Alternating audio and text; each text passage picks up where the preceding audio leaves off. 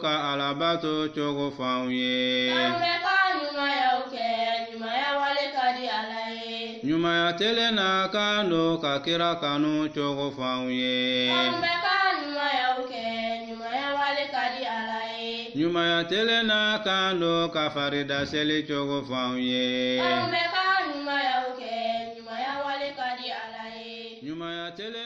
عبده ورسوله صلى الله عليه وعلى آله وصحبه ومن سار على نهجه وسلم تسليما كثيرا والسلام عليكم ورحمة الله وبركاته.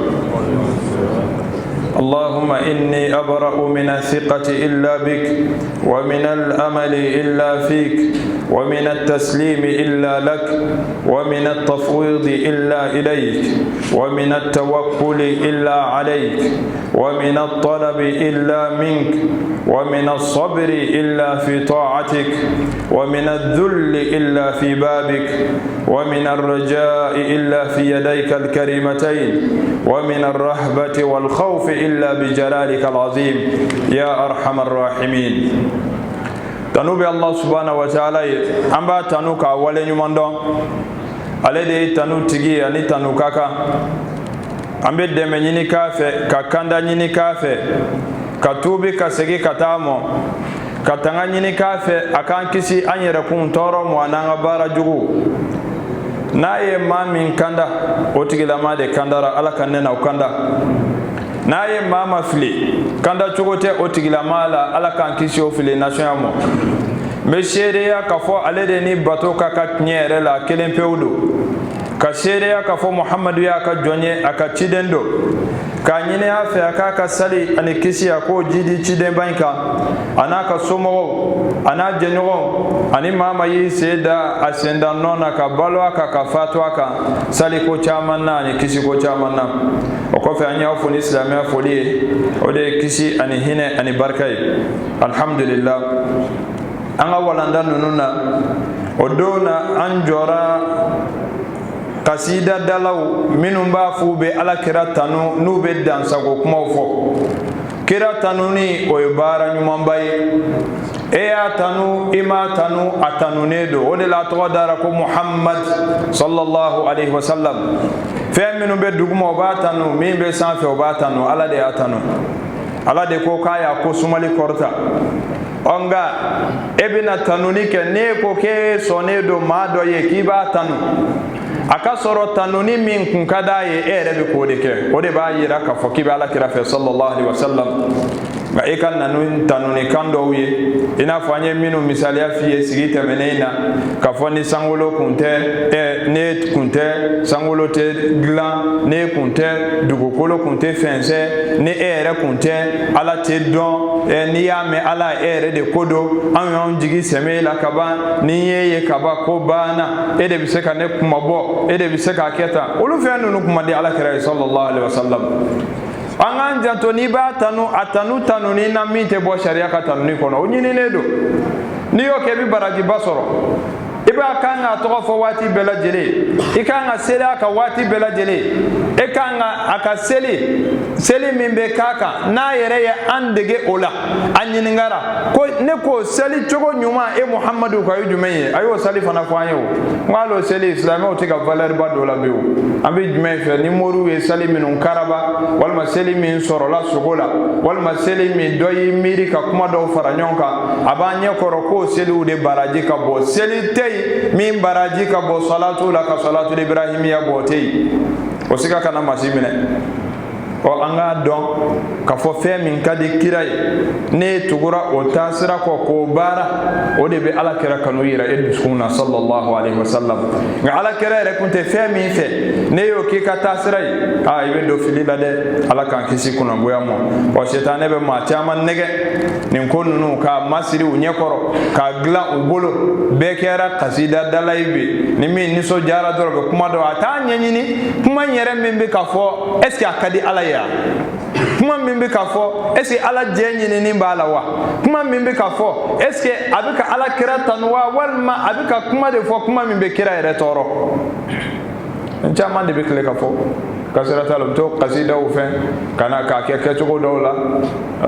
ala ka boda damu ala ka famu nyuma damu wanga do ala kira tanoni o nyini nendo angi monge ya tanu e ma tanu ala ya tanu anyo fiye sigi temenena ala kuma na ka qur'an la to mi wallahi wa wasake kuma dona sitei mimi se ka kuma ka ala ka kuma nyona bo o te fi abadan o ku ye fili do ye minum be anga bara kono kata ala ka mamutu do fo ala kira mo sallallahu alaihi wasallam min tebe kata fen fo ala kira mo sallallahu alaihi wasallam min kum mandi ayereye mawya isai ko fo ye o de langi mo sigi temene ngo tabina do e sahaba do nyininga ay sahaba ke nyininga akonne ko ala ka cide mba aw cela bitama sena bitama go nyana ko ka sigi wa ko awo ay kale ala la ko wallahi na ko bena uluk lede mo uluk me ma do former uluk me ma do bolo bo ko bla kerefe oni ala kira ko abita yoro me bata ka glo sani duguche katana ya bitama go nyana bo kana aseti da duguma sahaba ken ya Allah je ko akwala ka hinaila anyo isai ko ya maso mode o ko manda yo abe do nye koro ko kuma mana na dabara la ko fo ala kira mo ko de ala kira tan ado yere la ni ala kira be bolo la abi mine ki lada munyana ma ni ma lada mu la ala bi kungulo yere tege kata fo ala yere mo ko ala ni kira yere kunte don en koni de islam bo fo adala chokode akakla ki kanja noye mawbo utega uketa dongli da nega de be ma chama na obi fe ko sama kana dina ko na jakuya ma chama makari dongli ko de o angan janto niki be kiratano baran mambado walakin bil mizan ake choko nyumana ake kelila kelimi kun kada yere ala kiratano na kateme ayere nyana sallallahu alaihi wasallam ake hakela hake min kun kadaye ikadante me ko dabla dante me ko mandi Allah subhanahu wa ta'ala odela ala kira sirana maukana dante me fa ku mo kwa kana temen danka ina fo yahudiya ni nasara wiye maryama de isa te ma danga chogomi uya te ma danga chogode fa na sero la yo mu fa mo ko ere de ala de anta ufana bigo kuma o nyoko nawde fo be hal no tizega kare ko fo be kuma minu manga fo femere moni ala tew obe majamu kan minu ala kelentai ala togona ka majamu kai ala tadi ani mati jala ani fo ti jala ala kira reti so ko famo sallallahu alaihi wasallam ni ya me ko kira do ay ala sagode ke ale de ya kolo ala ye kateme danfen bela jeleka odela ala ya bonya kateme bela jeleka odela hal ni ma min kumbe feka ni soja ni segira ka sira moko lame ni kwa moko ala ka jona ka chide fa kumbe yela musa ke ala reba ni soja yoro mi qur'ane ko no ibai ala ba fote kale ka jonke ode kun kadi ala kere re kateme to bela jeleka sallallahu alaihi wasallam wawde kanga jasla me bela jele mana bonya chogo e ka bonya tabe ala ta jugoro ko ala na joyorodo o ala kira fana na joyorodo misali ala atibe kana ki karamugo tanu fogo fana si ala kira ka digere mo otibe chogo minde atibe fana ika ala ka tanu ni kanta ka di ala kira mo chogo de la sallallahu alaihi wasallam fo mo kan de famu ni gibe ma fe ko min kada yebo de ke hali muso min bi ka so ika konyomso yoro fe min no kada yebo de ke o eko kebe ala kira fe misali ado muna fe min kada ye etoke akabe mi fe munaitoke munaite tugo tasira ko nasure ka fe yit nyere o de la ma chama bi fe fo adala nyatete chama ba fo ko fe aben duskuna nga nyatete ala ko ala kiramo sallallahu alaihi wasallam qul in kuntum tuhibbuna allaha fattabi'uni yuhibbukum Allah afui nasro bi ala fet nyena ko ma chama de bi fe fo aduskuna aba fo adala ka ba aduskuna enganyete nyon duskuna ala ko nasro fe ba aduskuna nyela de ay tugu chen ko no Muhammad sallallahu alaihi wasallam wa ngan janto bani na ala fe ala ka fa munyu mandamo afili bara do we jumay tuguni no be ambina do la suina ude shirkul asghar flanka fuya anya fo we depuis sigi kun folola ngo flado bile belebeleba ani fitini ni maa min ye belebeleba kɛ i bɛ bɔ silamɛya la fitini ni ma farati o kɛli la a b'i ka baraji bɛɛ ban fo a laban e yɛrɛ bɛ taa se Ala fɛ yen ka sɔrɔ baraji t'i bolo wa a bɛ kɛ sababu ye fana k'i sama ka taa n'i ye belebeleba la Ala ka ne n'aw bɛɛ lajɛlen kisi a ma o dɔ ye jumɛn ye alhalifu walqasamu bighayri llahi min ghayri qasdin أو من غير قصد تعظيم المحلوف به كتعظيم الله وهذا شرك أصغر أكوكا إكالي فنا إكالي فن دولا فين من تي على نعطي كونا كو إبكاني على رسالة ده إكون بكي إكالي على درا أكو إفلان كفويا فتيني ويفهم من نوم الله سبحانه وتعالى الدلو يجمعي على كراب الله صلى الله عليه وسلم أقول من حلف بغير الله فقد كفر أو أشرك أي كنت يروي من كان حالفا فليحلف بالله أو ليصمت أقول ما مي كلفة ورلا مين تي عليه ko tigi kafiri yara walma ayi filan kafo yake ako ni ma min tenye kale ninko ki kale ala la walma ki dade kale nin ba yere te islamé tamashin yere kale nin kala ba o te ke islamé nyuma tamashin yere abadan ma min be kale nin kala o sida na fara ko kale ni yere ki kale ala yɛrɛ la o yɛrɛ dɔgɔyara maaw fɛ i bɛ maaw de kan mɛn a bɛɛ ni n ba cɛ a bɛɛ ni n fa cɛ a bɛɛ ni n denw cɛ a bɛɛ ni n ka lɔgɔma min bɛ n tɛgɛ kɔnɔ cɛ mun bɛ n'i ka lɔgɔma cɛ i ka dun kɔ a bɛ bɛn k'i kale fɛn kelen de la ala ye a ti bɛn k'i kale ala ka danfɛn na a ti bɛn hali k'a fɔ k'a bɛ ni ala kira cɛ sallallahu alaihi wasallam o ti bɛn jago ka taa se fɛn wɛrɛ ma o an k'an janto ko ni maa min bɛ ka nin kaleni nin kɛ a ye kuma in faamu dɛ a t'a dusukun na k'a bɛ k'a kale fɛn min na k'a bɛ k'o ni ala sanga misaliya la a ko a da la sisan a bɛɛ ni n fa cɛ mɛ a dusukun na a t'a kun na k'a b'a fa ni ala sanga o bɛ jate k'o ye filankafoya fitinin de ye mɛ n'a ye kalenfɛn in ni ala sanga dɔrɔn o ye filankafoya belebeleba de ye n'a sɔrɔ o b'a dusukun na e yɛrɛ de b'a dɔn e dusukun bɛ cogo min ala b'i dusukun dɔn e yɛrɛ fana ɲɛ b'i dusukun na e yɛrɛ b'a dɔn e dusukun lahala bɛ cogo min ɔ kan'i kale foyi la min tɛ Allah subhanahu wa ta'ala ye kan'i kale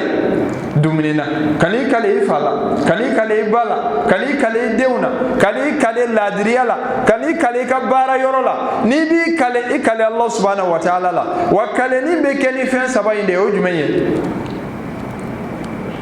o kaleni fɛn o bɛ kɛ ni saba in de ye باوي نوي بالله أني الواو والله أني تاو تالله إيه كالني فين سبوي نيني تقو ويلي تقو سباي نانا دومينا وي كالني دو أبني نينجي أبني مفاشوچه نوني فين إسلامي منو بالي نوني جاهلية باراودي ati be ki kale ula ibalile do ka bwamo angi mongo slame nyuma yere ka bara yere tike kaleni kaleni ba ayi o teke slame nyuma yere ka bara fi wabada sono sone de wule wallahi allah odela munafiki tamashiya doye abina abi kale kasoro kaleni manyine afe abina shere yake kasoro mama nyine Allah kira ka kuma sallallahu alaihi wasallam ko diɲɛ laban waati dɔ bɛ na munafiki bɛ na o tamasiyɛn dɔ ye jumɛn ye kalenen camanba o tamasiyɛn dɔ ye jumɛn ye o bɛ na ka na seereya kɛ ka sɔrɔ o ma ɲininka a b'a fɔ k'a b'a kalama ka sɔrɔ maa m'a ɲininka fɔlɔ yɛrɛ o silamɛ kan k'i janto a nɛn na maa caman nɛn bɛ kɛ sababu ye k'a sama ka taa n'a ye tasuma na o surtout e bɛ ka kaleni minnu kɛ i b'a sɔrɔ kumaw yɛrɛ don kuma minnu man di Allah subhanahu wa ta'ala ye kumaw don kuma minnu n'a balilen don a ɲɔgɔn delila ka kɛ ka tɛmɛ dɔ bɛ yen gulɔmina wane don a bɛ gulɔmi ala y'a lajarabi n'o ye a bɛ ka junumu koba kɛ gulɔmi ye kojuguba sɔɔni o sɔɔni a bɛ gulɔmi a bɛ na tɛmɛ sɔɔni o sɔɔni a bɛ gulɔmi a bɛ na tɛmɛ maaw ɲɛna k'a bɛ tubi waati o waati a tɛ tubi silamɛ dɔ y'i sigilen to ale ɲɛ b'a la nin bɛ gulɔ min kana tɛmɛ ala kira ka yɔrɔ la sallallahu alaihi wasallam nin ye kunangoya tamasiyɛnba ye dɛ ale y'i kale ala de la ala mɛ dɛ ale kuma min fɔ kuma jugu de nka a y'a kale ala ya ko wallahi k'a b'a kale ala la ko ala ti yafa nin ma fiyewu k'a kunna ti ja fiyewu o yɔrɔ kelen bɛ wahayi jiginna ko ala yafara nin mɔ e min y'a fɔ e kunna goyara yali e bɛ kuma ni ala tɔgɔ ye ala bɛ e de ka bila la wa ala de bɛ e ka yamaruya la wa e k'an ka kumaw lamɛn bi a ye telew lajɛ i ka arajow lajɛ i ka maaw ka kumaw lajɛ o b'u kalo yɛrɛ de koyi a bɛ kalo yɛrɛ ta a b'a kale ni cogo bɛɛ la a b'a kalo la k'i kale ala ka kalo la o ye kojuguba ye a bɛ tila ka bɔ o la a bɛ n'a kale fɛn wɛrɛw la ale n'a fa cɛ a n'a ba cɛ a n'a denw cɛ k'a sɔrɔ a t'a dɔn n tɛ silamɛ ɲuman yɛrɛ ka baara ye mɛ a cari na hali maa caman t'a dɔn ko kojugu don hali maa caman t'a dɔn ko kojugu don walima k'a fɔ yɔrɔ i b'a sɔrɔ kuma kɔrɔw caman bɛ yen kumaw don u ti bɛn yɛrɛ maaw to ni sinankun ni ɲɔgɔn cɛ k'a b'a kale ko jo min b'a ni ɲɔgɔn cɛ silamɛ fana bɛ nin fɔ an k'an janto ni fili kuma ninnu na kuma jugubaw de don ninnu bɛ maa sama ka taa se fɛn ma fɛn minnu n'o man di Allah subhanahu wa ta'ala ye a fili baara dɔw ye jumɛn ye tuguni filankafoya fitini a baara dɔw ye jumɛn ye o de ye ittikhadul qubur masajid wa hadhihi bid'atun wa khima wa muharram wa wasilatun ila shirki bi ashabiha o de ye ka kaburu kɛ misiri ye nin bɛɛ y'a ye n'a sɔrɔ a danganiya t'a tigi kun na k'a bɛ ka ninnu bato nka a bɛ ka na dɔrɔn a bɛ ka na seli ye a bɛ ka kuma in faamu n'a y'a bila a kun na k'a bɛ ka su in de bato siga si t'a la a bɛ kafiriya o siga yɛrɛ tɛ yen sɔsɔli yɛrɛ t'o la nka a nana kaburu la a bɛ fɛ k'o kɛ bato yɔrɔ ye a b'a kun na ko su ninnu ye jɔn ye se t'u ye o ye filankafoya fitinin ye o ye bida ye haramu ko dɔ min b'i sama ka t'i bila filankafoya belebeleba la parce que alakira y'a bali sallallahu alaihi wa sallam alakira ye mun fɔ a ko la'ana allahu al-yahuda wal nasara ko ala ye yahudiyaw ni nasaraw danga ala y'u danga mun kama ittakhadhu qubura anbiya'ihim masajid ala la tattakhidhu al-qubura masajida fa inni anhaakum an dhalik sallallahu alaihi wasallam e ka kuma lamɛ i ka lamɛ maaw bɛ k'a kanu fɔ nka a lajɛ bani an y'a ka sira fɔ ɲɔgɔn ya kɛnɛ kan da tile gandere dere cogo min a ko ala ye yahudiyaw ni nasaraw danga mun ala y'u danga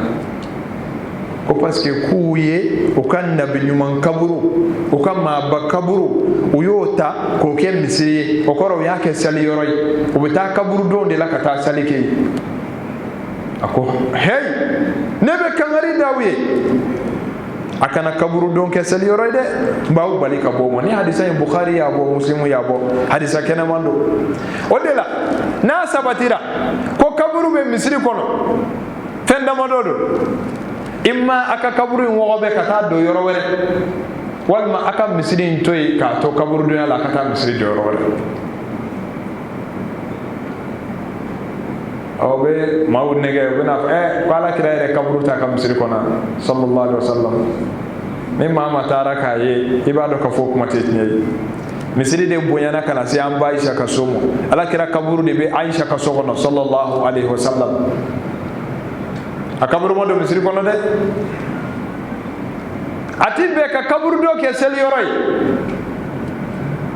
hali hadisa wɛrɛ lamɛn alakira b'i kanto sallallahu alaihi wa sallam a ko a kana ka du kɔnɔnaw kɛ i n'a fɔ kaburu don a b'aw ban ka kuranɛ kala ye k'a ye kuranɛ kala a ka du kɔnɔ a kana du kɔnɔnaw kɛ i n'a fɔ kaburu don ni kuma in bɛ mun yira an ye an bɛ mun faamu nin na a b'a yira ja kuranɛ tɛ kala kaburu don na an ka bi a bɛ cogo di a ye n'an ka taa yasin kala a ye n'an ka don ta a ye n'an ka bɔ ta na i jɔya i kaara kan fila seli i bɛ taa maaw yɛrɛ sɔrɔ a bɛ yɛlɛ kaburu yɛrɛ sanfɛ ka taa seli de kɛ kaburu yɔrɔ la ninnu ye ko ye ko min n'a balilen don sariya y'a bali alakira ka kuma de don sallallahu alaihi wa sallam n'a sɔrɔ k'i bɛ kira in fɛ n'i tɛ kira fɛ a y'i ka ko b'i bolo koyi ko in mankan tɛ kɛlɛ tɛ kuma caman foyi t'a la ni maa min k'i bɛ ala kɛrɛfɛ i bɛ tugu a ka taa sira fɔ sallallahu alaihi wa sallam a balilen don ka taa seli kaburu la o de la ni maa min kɔni taara yɛrɛ ka taa ka t'i dama kasi kaburu yɛrɛ la k'a wele o tigi kɔni o y'o kɛlen filankafo de ye o bɛ bin filankafoya de kɔnɔ ala k'an kisi a ma ode la ala kira ka kuma wero be muslimu be min la kana ka kitabula ako la tusallu ila alqubur akana sele kawnyesi kaburu mo akana sele kaburu ka akana sele kawnyesi ala kira yo bale sallallahu alaihi wasallam umar ye anasiye abika seli yoro do la kaburu be ata do nin fla be sahaba bay umar ibn al-khattab ani anas ala ka jembu fla be la jelemo ay mo faye umar yi kanto amo ka to selila ako al-qabr anas kaburu de be anas ye mun kaya ka seli kata seli yoro anam gam be dine na nune dine ta chogo be no forum ya be toro no forum ya be dimi dine dunte ma sago yala ko ede bi clé ka be dine sago ala ka famu ni man dine na be la jere fili ko do ye jumen ye halisa o de ye fen minun do baleledo nimma chama mbake o de jumen ye al bina'u ala al quburi wa tajsisuha wal kitabatu alayha wa gharsi ash-shajarati indaha kulluha min al bid'a al munkarat wa dalilu dhalika ma rawahu muslim fi sahih min hadith jabir radiyallahu anhu qala naha rasulullah sallallahu alayhi wa sallam an yujassasa al qabr wa an yuqa'ad عليه وأن يبنى عليه رواه الترمذي وغيره بزيادة وأن يكتب عليه وهي زيادة صحيحة أكو أباليلو فنا كسبني ككبروكا أباليلو كسوجو كبروكنا أباليلو كتايرو تكانو ترو كبروكنا أباليلو على كرا ييري بولو دوتا ay kuma ifam sebe mo chaman torope ala kira yiri bololota atemeto sudowla akonu nu flabe kallanjaba sisa obi kallanjaba fem min halu mauta jate fem bay ka so fem bando o jumaye kelebe nale kuntara nyegena nay kulsi jala mineke ata yere sanu yakanye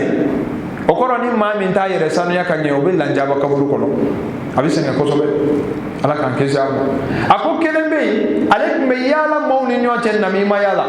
ala kira yiri bolo kene flat safara ka bo yiri la ko daw kaburu sanfe afamude hadisan yo de fanya ma turu anga naikana yiri turu nani florin turu yanfe nani karo ye yanfe nani togo yanfe ninde karsa ye karsa de karsa abangena ni sahakena afatura ni sahakena ti dala kal jina kono atokere ka ko fala ere sai ba sura lata do e barade onim baliledo ahadisa jabir balakali ay segi hadisa kitabu mo muslimu ka hadisa wuro hadisa kenemo muslimu ka kitabula jabir ko ala kirai balilike sebeni ka ke kaburuka sallallahu alaihi wasallam ala kirai balilike soka jo kaburuka ala kirai balilike ma kana kan yisigi kaburuka kala kirai ni bali sallallahu alaihi wasallam odela fudala fana balakali ibn ubayd radiyallahu anhu sahaba badu ako sami'tu rasulullah sallallahu alaihi wasallam ya'muru bitaswiyatiha yani alqubur ako dodo ko aleya me alaka tideda ay kaburu do kortale ay mawnya mariya ko kaburu indala kenye kayira ka fo kaburu manga korta kala kira yo bali sallallahu alaihi wasallam odela ibna kana se ala jomba do ka kuma mo no joni ali ibn radiyallahu anhu ali ibn abi talib ala ka jemba ka go do de ibe nunu ma ban nunu kanu mendala ngo kasira kise kile na foranye ibe na ye ani ma minun be kule nu kanu e ba soro ka fute fangele fiu ali kuma do fo حديثا ني أبي الهياج الأسدي أبا لكلي أكو قال لي علي بن أبي طالب أكو علي بن أبي طالب دياف علي ألا أبعثك على ما بعثني عليه رسول الله صلى الله عليه وسلم إتي جونغي بلاتشيلا ألا كرا دللا كان بلاتشي من يغنوا nangi chini feye ala kira dilla kane fana chini fe mi nyogona ko ngata kewa o jumeyi ako alla tada timsalan illa tamasta ni boliye wal mafuto ye fi ka nyada bare ko wala fɛn min bɛ a to ko ni fɛn bɛ faranfasiya bagan dɔ mɔgɔ dɔ f'i k'o yɔrɔ jɔsi wala qabran mushrifan illa sawaita ka kaburu kɔrɔtalen so jɔlen don min kunna f'i k'o kaburu ci ka bɔ yen k'a dalakɛɲɛ alakira ye ali cininin de an bɛ maa dɔw kan mɛn yan anw bɛ ali de fɛ alakira somɔgɔw a tɔ yɛrɛ nana kɛ min ye yɛlɛ ko ni tiyatiri bɔ da ko ali ka anniversaire photo yɛrɛ dɔw b'u bolo u bɛ sirigile k'o ye ali photo ye wallahi ni limaniya ntanya kɔni ye maa minɛ dɔrɔn i bi kɛ fatɔ yɛrɛ de a parilen b'a ma i b'a sɔrɔ fafin de b'a la ala ka faamu ɲuman d'a ma ala da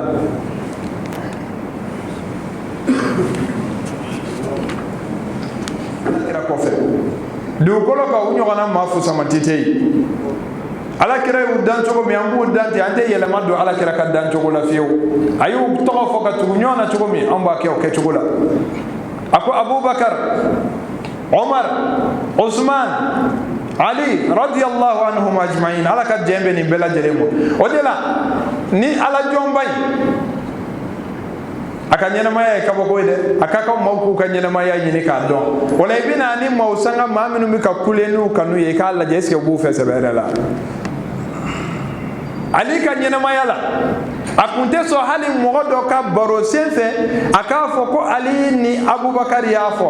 a ko ni maa ma ye ne tɔgɔ fɔ ka kɔn abubakar tɔgɔ ɲɛ ko n bɛ hadu b'o la k'a tigi kɔn ŋaɲɛ ni gɛɲɛ ye o ko i b'o kɛ mun na a ko parce que alakira b'an dan k'an tɔgɔ fɔ waati min a bɛ k'an tɔgɔw cité waati min a ye abubakar tɔgɔ fɔ ne ta ɲɛ nin de ye sahabaw ye juguya kun t'u ni ɲɔgɔn cɛ koyi ayi wa maa si tɛ sahabaw juguya k'i bɛ kɛ silamɛ ye an bɛ ka jogo juguyaba dɔ ye jamana in kɔnɔ o de ye jumɛn ye videomanu ani minnu ye telefɔni dɔw san k'u sigi u b'a miiri k'u ye journalisiw ye n'u kumana u bɛ sahabaw neni u bɛ sahaba dɔ ta tɔgɔ ma ka kuma u ni ɲɔgɔn cɛ n b'a ko muawiya y'a kɛ tan maa ma bɛ muawiya dɔgɔya e ye maa barika bannen de ye kafiri de ye muawiya ye sahababa de ye alakira de ye duwawu k'a ye sallallahu alaihi wasallam n'a y'aw yɛrɛ nɛgɛ ka tugu diinɛ ɲɛna ninnu b'an ka dugu la rafidaw minnu bɛ ka u ka jalamugu meleke i b'a fɔ sato k'u yɛrɛ sigi k'u bɛ alakira somɔgɔw fɛ wallahi u bɛ wari ɲini de la u tɛ kira somɔgɔw fɛ dɛ u bɛɛ ti kule don o don k'olu bɛ imam maliki nɔfɛ kuranɛ aya dɔ bɛ yen bɛɛ b'a kala a y'a kɛ ala kama a ka t'u ɲininka minnu ko k'u bɛ imam maliki fɛ i b'o de min u ka tele la imam maliki y'a fɔ tan maliki y'a dɔn tan maliki y'a bɔ tan kuranɛ aya dɔ bɛ yen a ye t'u ɲininka ko maliki ye mun f'u la o kuranɛ aya ye jumɛn ye ala b'a fɔ ba'da a'udhu billahi minash shaitanir rajim aya in bɛɛ lamɛn depuis daminɛ fo ka na se an mago bɛ yɔrɔ min ma muhammadun rasulullah والذين معه أشداء على الكفار رحماء بينهم تراهم ركعا سجدا يبتغون فضلا من الله ورضوانا سيماهم في وجوههم من أثر السجود ذلك مثلهم في التوراة ومثلهم في الإنجيل كزرع أخرج شطأه فآذره فاستوى على سوقه يعجب الزراع ليغيظ بهم الكفار إمام مالك كانتون يرانا من سب صحابيا من أصحاب رسول الله صلى الله عليه وسلم فقد كفر ante ma wɛrɛ ka kuma fɔ aw ye dɛ komi aw bɛ kalabantiya la ka maaw tromper Mali kɔnɔ yan n'a wulila dɔrɔn k'aw ye maliki mɔgɔ ye maliki ye nin aya in ta k'a kɛ dalilu ye ko ni maa ma ye sahaba kelen neni i bɛ kafiriya a b'aw sigi tele la muawiya y'a kɛ tan a y'a kɛ tan walima k'i kanto sahabaw ye fatima jɛ a ka tiɲɛ na e y'o mɛn min n'a ko a bɛ silamɛya la i diinɛ ɲɛɲini a k'a dɔn n'a b'aw ka politiki ko la an b'a dɔn politiki maa n'a bɛ fanga ɲini na a bɛ sɔn diɲɛ ko bɛɛ ma hali a fa a bɛ sɔn k'o kantigɛ a b'a sɔn a ba neni a bɛ sɔn k'a fa politiki maa n'a bɛ fanga ɲini diɲɛ hali n'o bɛ bɛn e kunjɛ wɔɔrɔli de ma a b'o kɛ a y'a ka politiki ɲini a k'a ka fanga ɲini a ka sa la an ko sira foyi t'a la a y'a dabɔ sahaba ninnu na dɛ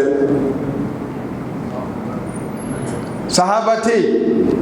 min ye fatima tɔɲɔ o tɛ yen Abubakar ma deli ka Fatima toño, Omar ma deli ka toño. Nuki moko Fatima fatura kasura dimine do Abubakar koro, wallahi kalodo, wallahi kalodo. Abubakar be fatu domi be mogo silamɛw yɛrɛ tun bɛ ɲini ka tigɛ ale la o don parce que o y'a ye kasi min kɛ olu fɛ maa limaniyɛlen jɔn man k'o kasi qualité kɛ saya la. O ko ma i bɛ kasi ta hali ma kasi ta alakira ta la sallallahu alaihi wasallam. A ko bi de alakira tununa ale la, maa de fatura bi min ɲɛda ni alakira bɔli a ka baara ale de bɛ alakira ladege ka tɛmɛ dugukolo maa bɛɛ lajɛlen kan. Sahaba tun bɛ tan de, ala y'u tamasiyɛn fɔ tan f'u bɛ tila ka duwawu kɛ u yɛrɛ ye, rabbana an tigi ala wala tajal fi qulubina ghillan lil ladina amanu, kana to an ka mumini wɛrɛ juguya. Nin bɛ fɔ cogo di ko sahabaw yɛrɛ bɛ tila ka ɲɔgɔn juguya? O bɛ ka nɛgɛya ka diinɛ tiɲɛ k'a fɔ k'u bɛ nin bɛɛ jate silamɛw, siya mɔgɔw kɛlen don ka Mali fa yan ka Bamakɔ fa yan, an b'o dɔn ka kɔrɔ diinɛ tiɲɛnaw bɛ yan n'u kumana dɔrɔn kuleni y'a fɔ tan gileni y'a u tɛ dɔ wɛrɛ la ni muta ni jɛnɛya tɛ, bɛɛ b'u dɔn diinɛ sigilen don ka diinɛ n'i y'a da 100 sarada a 95 sigilen don kalo de kan, u bɛ kalo min tigɛ hali Ibilisa yɛrɛ bɛ kabakoyaw la. O ka dɔnnibaa ba dɔ bɛ Iraki jamana na, o y'ale ɲininka, o bɛ k'a ɲininka sun kitiw la, a bɛ ka sun kitiw fɔ aw ye, n y'a ɲɛfɔ misiri kɔnɔ a ka tɛmɛ. A ko sunkalo fɛ k'i bɛ se ka tiga dun ko foyi t'a la, wallahi a ma sa, a bɛ balo la. Komi silamɛw t'u ka diinɛ, n'anw ye maa min ye dɔrɔn diinɛ sawura b'o la dɔrɔn o bɛ na n'o ye ala ko fɔ dɔrɔn an bɛ tugu o kɔ, o de bɛ k'an sɛgɛn yan o. Mɔgɔ lankolon bɛɛ bɛ k'u sigi plateau kan ka alakira ka sahabaw neli, ni min bɛ kuma dɔrɔn a b'aw ka ɲɔgɔn buruja ni ɲɔgɔn tanna, a si tɛ foyi la ni intérêt ɲini tɛ, ala ko t'a la o. N'i y'a kɛlɛ jɔ k'u ka silamɛya jɔsen fɔ o tɛ se, o tɛ se. Silamɛya jɔsen ye hakɛ min ye k'u ka fɔ o tɛ se, nka a bɛɛ ko ale ye silamɛ ye. Aw de bɛna da don ko sahabaw ni ɲɔgɔn cɛ u b'a kɛ tan, e yɛrɛ seli cogo n'i birilen i bokolo biri cogo i b'a ko de bɛ maa min wolola a ma seli fɔlɔ, e bɛna kuma ko sahabaw cɛ tun bɛ tan, e ye jɔnni ye? E ye jɔnni ye? A ko maa bɛ se ka tiga dun sunkalo fɛ ko baasi foyi t'a la. A yɛrɛ ka kalandenw kulela misiri kɔnɔ, ko karamɔgɔ, o bɛ sin Allah subhanallah Allahumma salli ala Muhammad, o b'o fɔ, o b'o ye, o tɛ dɔwɛrɛ t'u la ni dɔnkili da tɛ dɛ. A ko n'i bɛ tiga dun ko fɛn kelen dɔrɔn k'i ka ŋaniya ta k'a fɔ e ye sɔnzani de ye, a nin ye diinɛ. Ko n'i bɛ tiga dun ŋaniya ta k'i tɛ mɔgɔ ye dɔrɔn k'i ye sɔnzani de ye. Ale kɛlen de ye fatuwa kɛ, a ko ni sunkalo daminɛna ko don o don k'i ka mɔbili ta,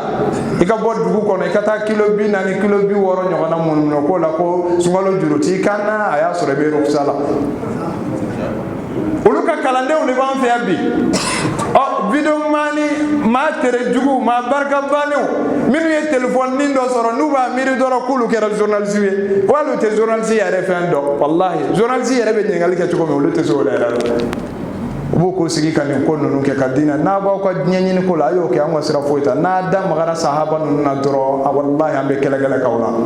i mana kɛ diɲɛ maa ma ye, wallahi lazim. maa ma k'i tɛ sahaba ninnu fɛ e k'a dɔn e tɛ silamɛ ye. Alakira de ko ten sallallahu alaihi wasallam, la yuhibbuhum illa mu'min wa la yubghiduhum illa munafiq. Maa si t'u kɔniya fɔ ne ye munafiki ye. O de la Abu Zur'at ar-Razi rahimahullah nin doloba in a ko maa minnu b'a fɔ u tɛ sahabaw fɛ ko sahabaw juguya tɛ koyi, u b'a dɔn de n'u y'u dafa Alakira la ka Alakira nɛni maaw bɛ fa tigɛ ka b'u ɲɛna. U ko an k'a daminɛ a jɛɲɔgɔnw na, ne ko maa jɛɲɔgɔn ye kakala ye e kan bɛ jɔnni mɔ? I ka b'a yɛrɛ de mɔ. Aw b'a fɔ an ba Ayisa ye, u bɛ kumaw qualité bɛɛ fɔ mɔ yan. An bɛ tila k'an yɛrɛ nɛgɛ k'an bolo musala, Ala ka faamu ɲuman d'an ma. Alakira ye Sayyidina Ali ladi sallallahu alaihi wasallam, a ko kana photo to yen f'i k'a ɲɛda jɔsi,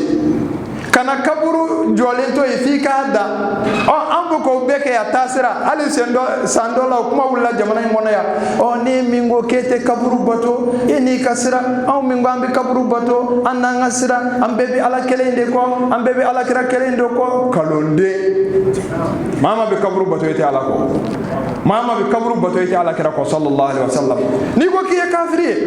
o sɔsɔli t'o la, i b'a ye ni maa si tɛ kɛlɛ. Mais e k'a fɔ e ye silamɛya kiitiw k'e k'o tiɲɛ maa tɛ kuma kan, aw tɛ se ka kɛ fiyewu abadan. A ko k'a bɛ Ali fɛ, o de de la abena min fo ka dan ga kitabu tigi ako iqamatu al-ihtifalat al-mukhtalifa biqasd at-taqarrub bidhalika ila Allah ako fili ko do ye jumaye kanani feti woni nyana jew événement kiriye yeremo ko bla dine kono ka fo ko bi surunya alala ako tibe amisala do jumaye amba fiye de ko pamara ani de fe ngola ni te kan ni sojade na yi toro ambe ala deli ala ka lafiya di mo ala ki kanda non ta la ni te kan ni sojade o misala do jumaye kal mawlid nabawi na fo mawludu o misala do jumaye hijira islamé ko san yelama yere ambe min wele yoro ma chama mo ko tuka dina ba fo ko farafin kalo ikle jore farafin kalo teda hijira jate o san yelama ko fana fete o tebe ado menye kado no kerengere ko ni isra wal mi'raj wi o tebe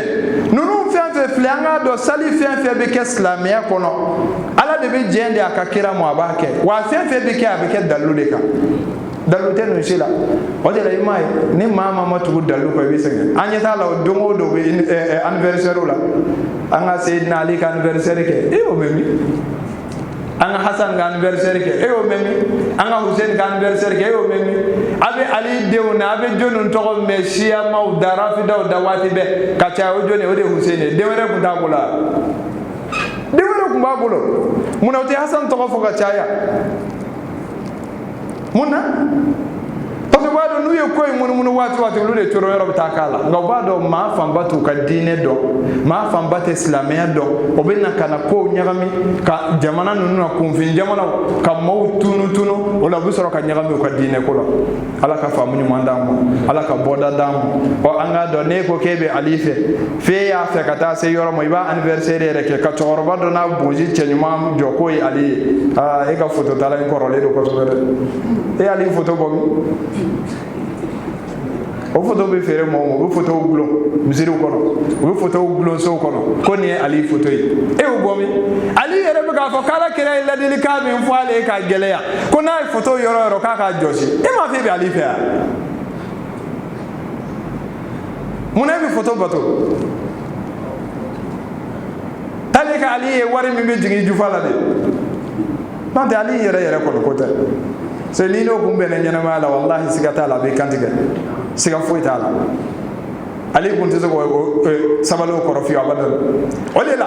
ali yake unana kana ni bara nunu ke ye kalo ndala ni be do mawni nyonte hali bi feka du fara ba fo kibi kelende few unana ba fo ali mo ede nyonte e kawsani ta ko ni ya me mama be musa ni sabo to ye be kabo ko dawka setane donu na yake dinet nyano atonna na ke doyi kanto ali yere mako ko anta huwa anta ala yere de jigina yela yere de ala ali tasma nyaga kafli tasma sahabo ya fa kaka nake imam tellement dimina ta do be mire ka tugune ata do ale bina se ka balo ni ko jugu bayanga na fa ale nyana kasoro ala kira ni kuma numbe fo o de ala kira wari di musodo mo dodo ko kuma ika do ko ala kira ni fitna ko nunu fo ay wari di musodo mo setaye akoni tara sanwere ibina mbele nyoko ndi mo inshallah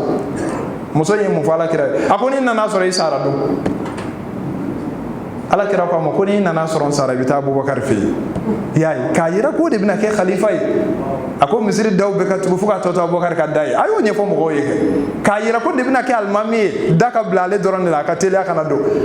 tego ko ni nana muso ko ni nana soro abubakar fana sara do ako ibita umar fi umar ba nyogo ndimo ka yira ko umar de fana bina da abubakar ka ako ni nana soro umar sara do ako hey muso o wati ka sade parce que herate du golo ka tugudi ala kira inde ke ka jabi sallallahu alaihi wasallam o ali kunta don ni fitna kuma numina foka ali to balola kati jo ali yere mo ko ali de alai uluka senge beke ka mo wole ka ta tawhidu mo do ka fale ala ya maseka yere mine aya tigi mine ka fili tasmana ajigine tasmana to ko ko si folo ka mbe ka fo ka mu sarala ko si san yere de andara la parce que ala de bi mo jeni tasmana ali yere ko no gwana ta da ba ke tuko wa o mo de be ko dinet nyana o de rafida asharru khalqillah ala ka dan fe kalon tigala bawtu ko koloka ulude do ala ka famu ni mandam wati bana إن شاء الله واتبعنا باجويا اللهم أرنا الحق حقا وارزقنا اتباعه وأرنا الباطل باطلا وارزقنا اجتنابه وصلى الله على محمد الحمد لله رب العالمين جزاك الله خيرا لمن كرم خيرا جزاك الله خيرا على كوزار جمعنا نمنا تبسيك بو خيرا لمن كرم نمنا تبسيك خيرا لمن كرم